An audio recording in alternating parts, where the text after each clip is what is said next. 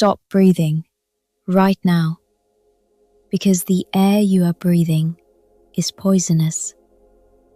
And the source of this poison goes back years and years. Welcome to the story of Thomas Midgley Jr., the man whose good intentions led to pure evil.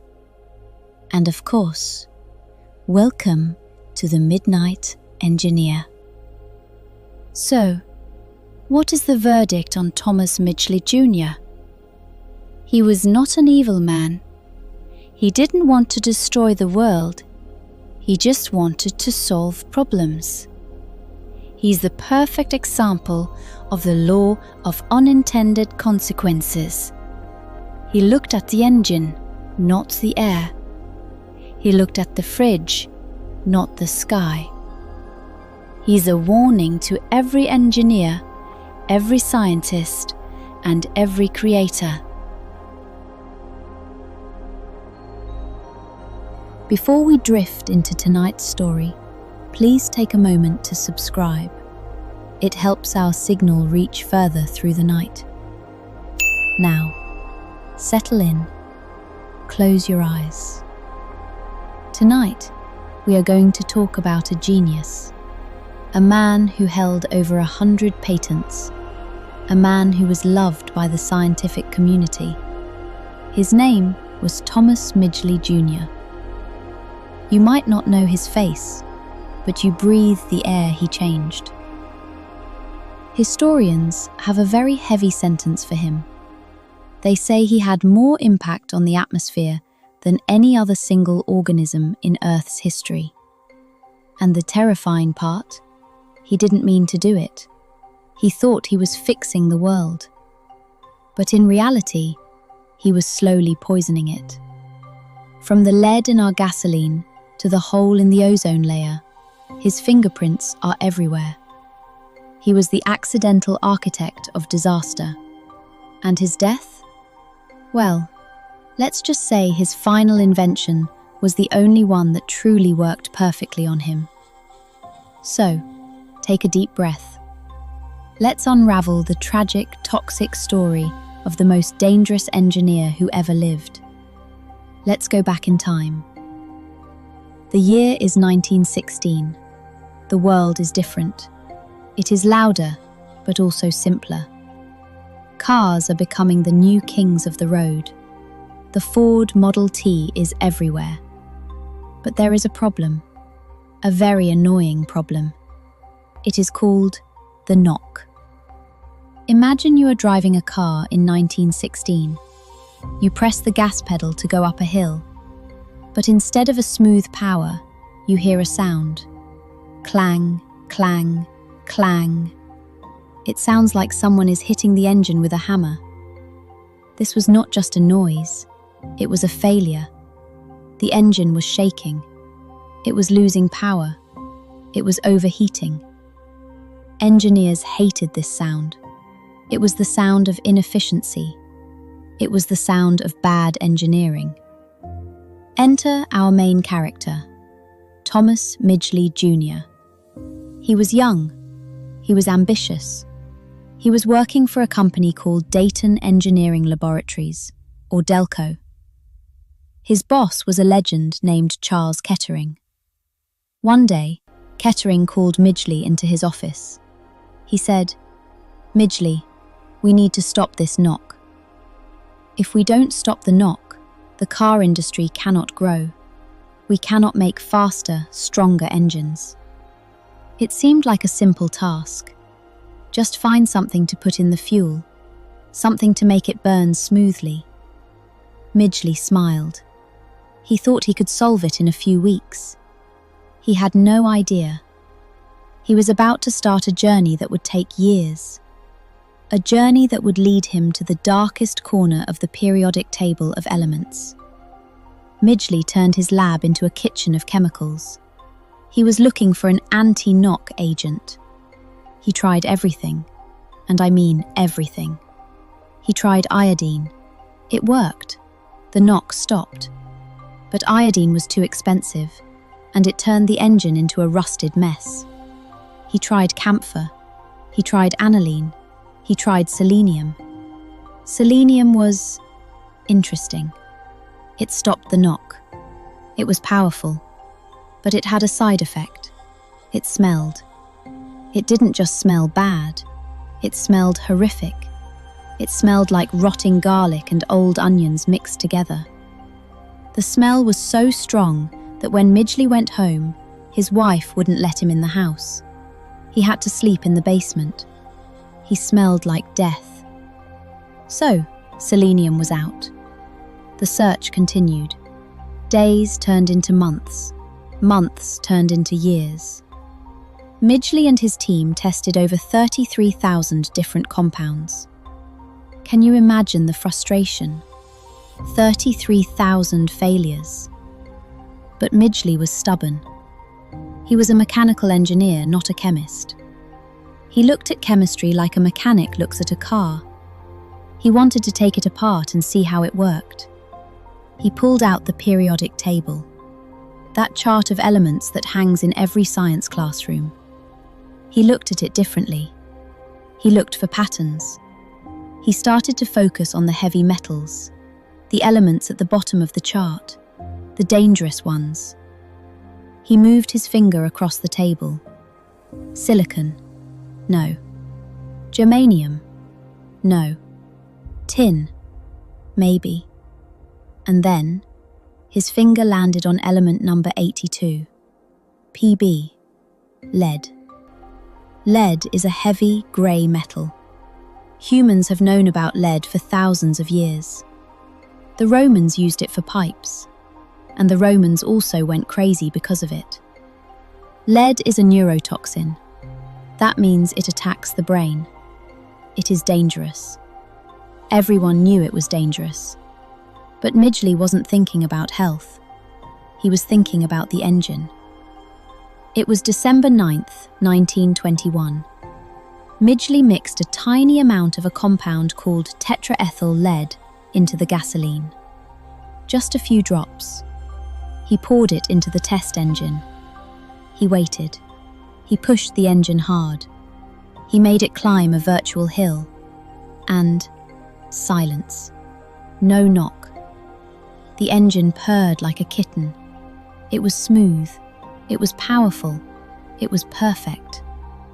Midgley had found the magic bullet. Tetraethyl lead. It was cheap to make. It was extremely effective. It was the solution to everything. Or so they thought. There was just one small problem. The lead didn't disappear. When the gasoline burned, the lead turned into dust. Fine, invisible dust. And it came out of the exhaust pipe, into the air, into the streets, into the lungs of children playing on the sidewalk. But in 1921, profit was louder than safety. General Motors and Standard Oil were thrilled. They created a new company to make this stuff. They called the product ethyl. Notice something? They didn't call it lead. They removed the word lead from the name. They knew the word scared people, so they just called it ethyl gasoline. It sounded friendly, like a woman's name. They built a factory to mass produce this new chemical. And this is where the story turns into a horror movie. Midgley went to the factory to oversee the production. The workers were handling this concentrated lead liquid. It had a sweet smell. The workers liked the smell, but the liquid was absorbing into their skin. It was getting into their blood. Within a few weeks, strange things started to happen in the factory. The workers started to act funny. They would laugh for no reason. They would talk to people who weren't there. They would see insects on the walls. The workers called the factory the House of Butterflies. Why? Because the men were hallucinating. They were brushing invisible insects off their bodies. They thought they were covered in butterflies. It sounds poetic, doesn't it? But it wasn't poetry. It was lead poisoning. Their brains were being eaten away. Then the deaths started. In 1924, 5 workers died in the factory. They went violently insane before they died. They had to be put in straitjackets. Dozens more were hospitalized. The news got out. The newspapers ran headlines, "Odd gas kills makers." People were scared. New York City banned the gasoline. It seemed like the end of Midgley's invention. But Thomas Midgley was a showman. He was an engineer, but he knew how to sell an idea. He held a press conference to prove that ethyl was safe. This is a moment in history that is hard to believe, but it happened. Midgley stood in front of the reporters. He placed a bottle of tetraethyl lead on the table. Remember, this is concentrated poison. He looked at the reporters. He smiled. He poured the liquid over his hands. He rubbed it into his skin like it was soap. Then he held the bottle to his nose. He took a deep breath. He inhaled the fumes for 60 seconds. He looked at the shocked room and said, "I could do this every day without any harm." He was lying. He was lying to the world, and he was lying to himself. He knew it wasn't safe. In fact, shortly after that press conference, Midgley had to go on a long vacation to Florida. Why? Because he was poisoned. He was sick. His body temperature was dropping. He had lead poisoning. He almost died. But he recovered. And because he recovered, he convinced the world that lead was fine. The ban was lifted. And for the next 60 years, every car on every road in every country pumped lead into the sky. Midgley had won. The knock was gone. The engines were fast, but the atmosphere was changing. The dust was settling on the crops, in the water, in the soil. Thomas Midgley Jr. had successfully poisoned the world, and he was just getting started. You see, Midgley was a problem solver, and in the late 1920s, the world had another problem. It wasn't about cars this time. It was about keeping things cold, refrigerators. And the solution he would find for this problem, well, that would be his second strike against the planet. But that is a story for the next part. Stay tuned. The silence of the night is deep, but the secrets of engineering are deeper. We are just halfway through the list of disasters. Rest your eyes for a moment, because when we return, we will look up at the ozone layer. This is The Midnight Engineer. It was the late 1920s. While cars ran smoothly, people faced a new danger in their kitchens: refrigerators. Back then, owning a fridge was a risky luxury. Early models used toxic gases like ammonia, methyl chloride, and sulfur dioxide. They were effective, but deadly. If a fridge leaked at night, you might not wake up. Sometimes they even exploded, a bomb right next to your milk and eggs. So, General Motors called their favorite problem solver Thomas Midgley Jr. with a simple challenge. Invent a safe gas, something non-toxic and non-flammable. Midgley returned to his lab and the periodic table. In 1928, he found it: chlorofluorocarbons, or, by their famous trade name, Freon. Freon seemed like a miracle.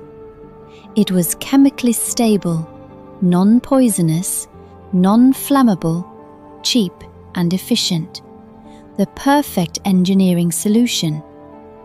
Once again, Midgley had to prove it. In 1930, he stood before skeptical scientists with a container of Freon and a lit candle. He inhaled the gas deeply, filling his lungs, then slowly exhaled onto the candle, extinguishing the flame. He smiled. "See?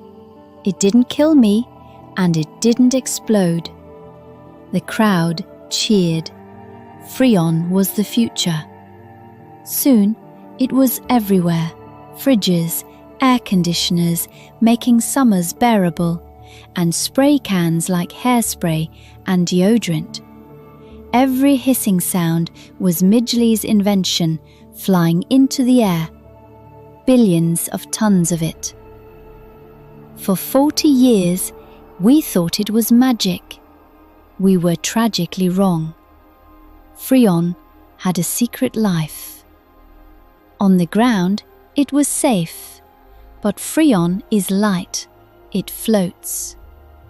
It drifted up past the clouds, reaching the stratosphere and the ozone layer, Earth's sunglasses, protecting us from deadly ultraviolet radiation. Up there, strong solar radiation broke the Freon molecules apart, releasing chlorine. Chlorine is a monster in the upper atmosphere. A single atom can destroy 100,000 ozone molecules. Midgley had sent billions of tons of these Pac-Men into the sky to eat our protective shield, but nobody knew. Midgley died thinking he was a hero. It wasn't until the 70s and 80s that scientists looked up and saw the terror. A massive hole in the sky over the South Pole. Cancer rates rose, crops burned. Scientists ran the numbers, and all fingers pointed to one man, Thomas Midgley Jr., the man who solved the engine and the fridge, had created two planetary catastrophes: lead on the ground, Freon in the sky.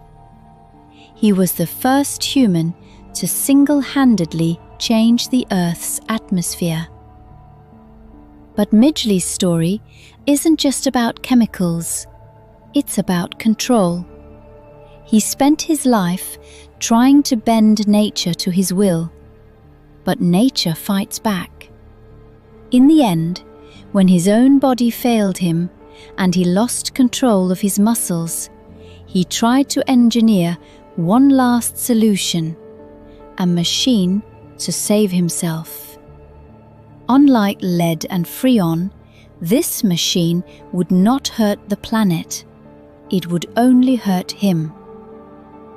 Join me in the next part to witness the final tragic invention of the Midnight Engineer, and how the ropes he tied eventually tightened. Sleep well. The air is still here. For now. We have seen Thomas Midgley Jr. conquer the automotive industry with lead and the refrigeration industry with Freon. By 1940, he wasn't just an engineer, He was a scientific celebrity. He was showered with awards. He received the Priestley Medal, the highest honor in American chemistry. He was elected president of the American Chemical Society. To the world, he was the man who used science to make life better, safer, and more comfortable. But fate has a cruel sense of irony.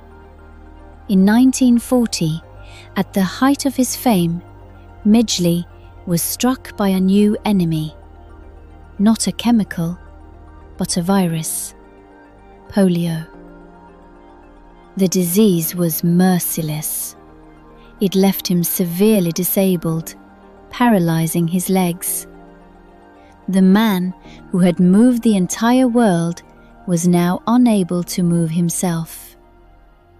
But Midgley was stubborn.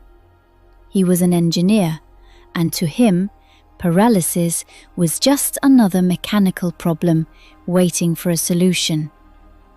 He hated relying on nurses or family to lift him out of bed.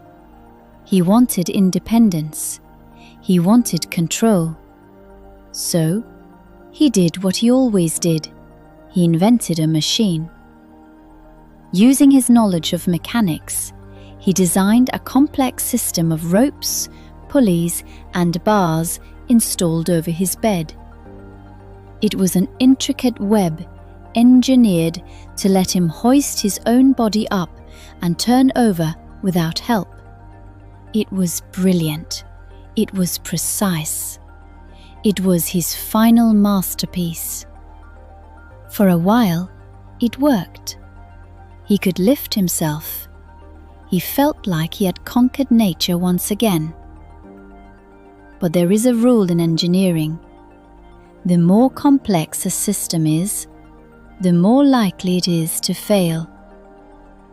On the morning of November 2nd, 1944, Thomas Midgley Jr.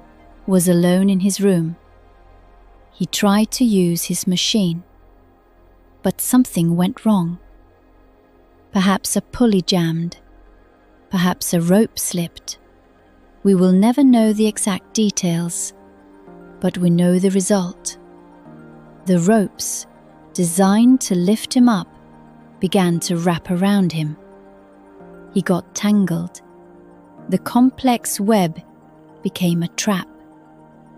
As he struggled to free himself, the knots only grew tighter. The man who had survived breathing lead fumes, the man who had inhaled gas to prove a point, the man who had altered the planet's atmosphere, he was slowly strangled by his own invention.